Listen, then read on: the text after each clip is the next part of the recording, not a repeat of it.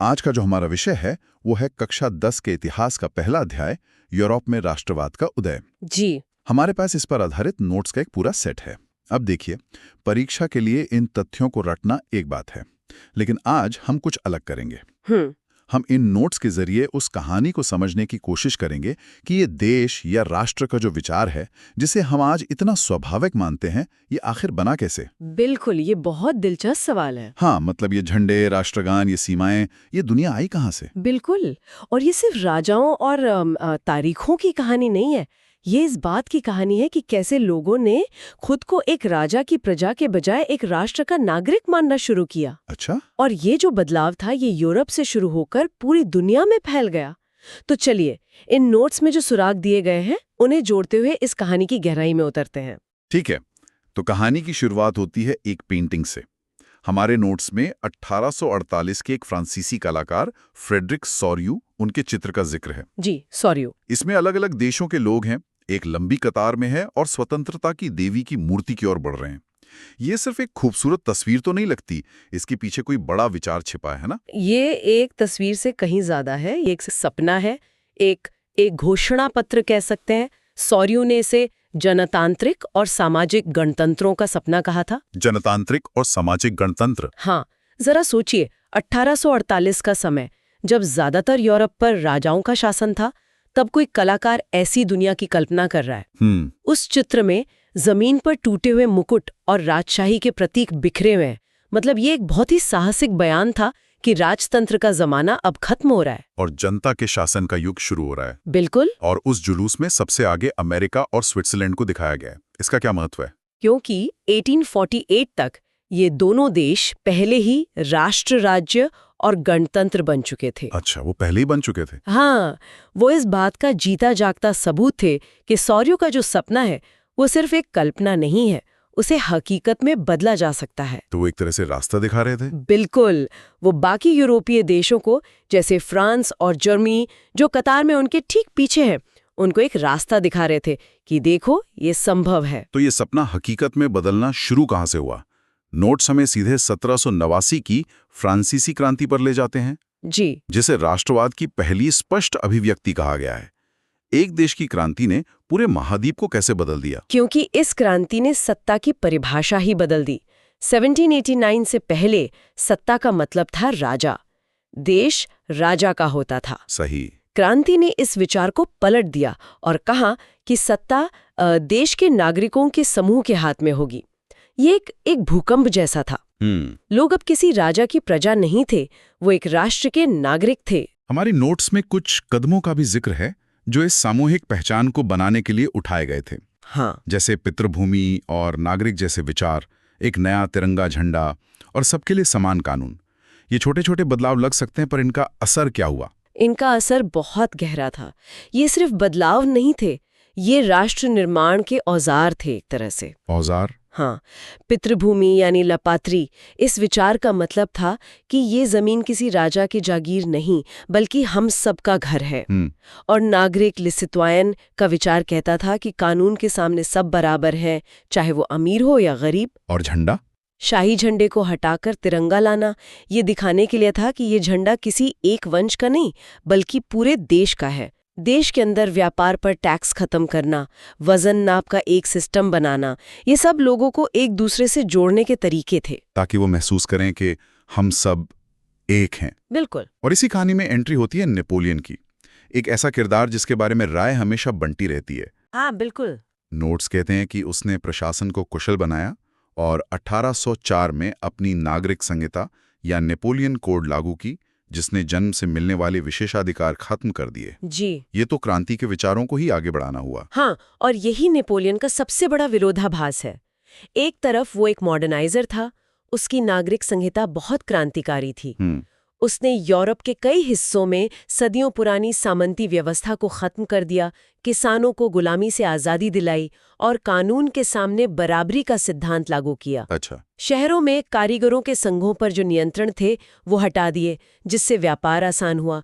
शुरू में इसीलिए कई जगहों पर उसकी सेनाओं का स्वागत स्वतंत्रता के दूत के रूप में किया गया। लेकिन नोट्स ये भी बताते हैं कि यही स्वागत बाद में विरोध में बदल गया। ऐसा क्यों हुआ? अगर वो इतने अच्छे सुधार ला रहा था तो लोग उसके खिलाफ क्यों हो गए? क्योंकि आजादी की एक कीमत चुकानी पड़ रही थी।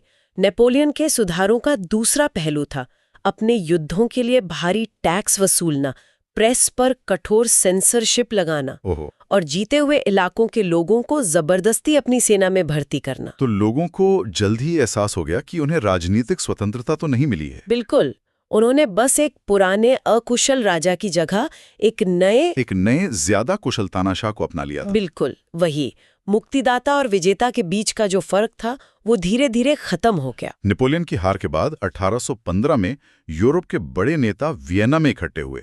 नोट्स से एक नया रूढ़िवादी का दौर कहते हैं। जी। क्या ये क्रांति और नेपोलियन ने जो कुछ भी किया था उसे पूरी तरह से मिटाने की कोशिश थी? बिल्कुल, ये पुरानी व्यवस्था की वापसी की एक बहुत बड़ी कोशिश थी।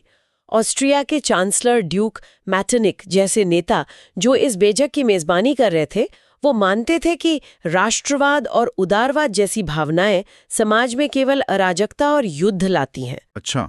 उनका मानना था कि यूरोप में शांति और स्थिरता तभी आ सकती है जब पुरानी संस्थाओं जैसे राजतंत्र, चर्च और सामाजिक ऊंच नीच को फिर से मजबूत किया जाए। और वियना संधि के जो फैसले थे वो इसी सोच को दिखाते हैं। जैसे फ्रांस में बुर्बों वंश को वापस गद्दी पर बिठाना। हाँ। और फ्रांस की सीमाओं पर नए राज्य बना देना ताकि वो भविष्य में फैल ना सके। हाँ, उसका पूरा मकसद शक्ति का एक ऐसा संतुलन बनाना था जिससे भविष्य में फ्रांस जैसी कोई एक ताकत पूरे यूरोप पर हावी न हो सके। लेकिन वे जानते थे कि विचारों को पूरी तरह मिटाया नहीं जा सकता। इसीलिए इन रूढ़िवादी सरकारों ने बहुत दमनकारी नीतियां अपनाई। जैसे कि उन्होंने प्रेस की आज़ादी पर रोक लगाने के लिए सेंसरशिप के कड़े नियम बनाए ताकि उदारवादी और राष्ट्रवादी विचार फैल ना सकें। वो एक तरह से एक ऐसे बर्तन पर ढक्कन लगाने की कोशिश कर रहे थे जिसके अंदर पानी उबल रहा था। यहाँ पर एक नए खिलाड़ी की एंट्री होती है जिसका जिक्र हमारे नोट्स में है, नया मध्य वर्ग। ये कौन लोग थे और राष्ट्रवाद का विचार इन्हीं के बीच सबसे लोकप्रिय क्यों हुए? ये जो नया मध्य वर्ग था ये औद्योगिकरण की देन था। इसमें उद्योगपति, व्यापारी, डॉक्टर, वकील जैसे पढ़े लिखे पेशेवर लोग शामिल थे। अच्छा। पुरानी सामंती व्यवस्था में इनके पास पैसा तो था लेकिन राजनीतिक ताकत जमींदार कुलीनों के हाथ में थी। इसीलिए इनके लिए राष्ट्रवाद का विचार उदारवाद से जुड़ा हुआ था। उदारवादी राष्ट्रवाद, इसका क्या मतलब था उस समय? नोट्स में लिखा है व्यक्ति के लिए आजादी और कानून के समक्ष बराबरी। हाँ, और इसके साथ साथ सहमति से बनी सरकार का विचार भी। वे ऐसी सरकार चाहते थे जो जनता के प्रति जवाबदेह हो, न कि किसी राजा के प्रति। और आर्थिक रूप से वे बाजारों की मुक्ति चाहते थे, यानी व्यापार पर राज्य का नियंत्रण कम से कम हो, चीजों और पूंजी का आना जाना आसान हो। और इसका सबसे अच्छा उदाहरण नोट्स में दिया गया है ज़ोल्वेराइन का, 1834 में बना एक जर्मन शुल्क संघ। जी, ज़ोल्वेराइन। इसने टैक्स की बाधाएं खत्म की और मुद्राओं की संख्या 30 से घटाकर सिर्फ 2 कर दी। ये तो एक आर्थिक समझौता लगता है। सतह पर यह एक आर्थिक समझौता ही था, लेकिन इसका राजनीतिक असर बहुत गहरा था। जरा सोचिए, इसने पहली बार दर्जनों अलग अलग जर्मन राज्यों को आर्थिक रूप से एक कर दिया। एक व्यापारी अब बिना अलग अलग टैक्स दिए और बार बार अपनी मुद्रा बदले पूरे जर्मन इलाके में व्यापार कर सकता था। इसने लोगों में एक साझा आर्थिक पहचान की भावना पैदा की। तो ये एक तरह से राजनीतिक एकीकरण की नींव रख रहा था। बिल्कुल, वो भी बिना किसी राजा या सेना के। इसने दिखाया कि एक संयुक्त जर्मनी सिर्फ कवियों का सपना नहीं बल्कि एक व्यवहारिक और फायदेमंद हकीकत हो सकता है। लेकिन ये सब सिर्फ पढ़े लिखे मध्यवर्ग की कहानी तो नहीं थी। हाँ। नोट्स 1830 और 1840 के दशक को भूख, कठिनाइयों और जन विद्रोह का दौर बताते हैं। जी। आम लोगों की परेशानियां इस कहानी से कैसे जुड़ती हैं? देखिए, जब लोग भूखे और बेरोजगार होते हैं तो वो व्यवस्था में बदलाव की मांग करते हैं। 1830 का जो दशक था वो यूरोप के लिए भारी आर्थिक मंदी का समय था। अच्छा। आबादी तेजी से बढ़ रही थी लेकिन नौकरियां नहीं थी। इसी वजह से 1848 में पूरे यूरोप में क्रांतियों की एक लहर दौड़ गई। पेरिस में भोजन की कमी और बेरोजगारी से तंग आकर लोग सड़कों पर उतर आए और राजा लुई फिलिप को भागना पड़ा। और इसके बाद वहां एक गणतंत्र की घोषणा हुई जिसमें 21 साल से ऊपर के सभी पुरुषों को वोट देने का अधिकार दिया गया। एक बहुत बड़ा कदम था। बहुत बड़ा। इसने राष्ट्र के विचार को लोकतंत्र और आम आदमी के अधिकारों से सीधे जोड़ दिया। ये सिर्फ मध्य वर्ग का प्रोजेक्ट नहीं रहा अब। सही। इसी तरह नोट्स में सिलेसिया में बुनकरों के विद्रोह का भी जिक्र है। 1845 में उन्होंने उन ठेकेदारों के खिलाफ विद्रोह किया जो उनसे कपड़ा तो बनवाते थे लेकिन दाम बहुत कम देते थे। तो ये एक आर्थिक लड़ाई थी? भले ही एक आर्थिक लड़ाई थी, लेकिन यह उस बड़े असंतोष का हिस्सा थी जो पूरे यूरोप में पुरानी शोषक व्यवस्था के खिलाफ पनप रहा था। तो अब हम कहानी के उस हिस्से में आते हैं जहां इन विचारों को एक ठोस रूप देने की कोशिश की गई। नोट्स में 1848 की फ्रैंकफर्ट संसद का जिक्र है। जी। ये जर्मन राष्ट्र के लिए एक संविधान बनाने का प्रयास था, लेकिन ये असफल रहा। क्यों? फ्रैंकफर्ट संसद उदारवादी राष्ट्रवादियों के सपनों का प्रतीक थी।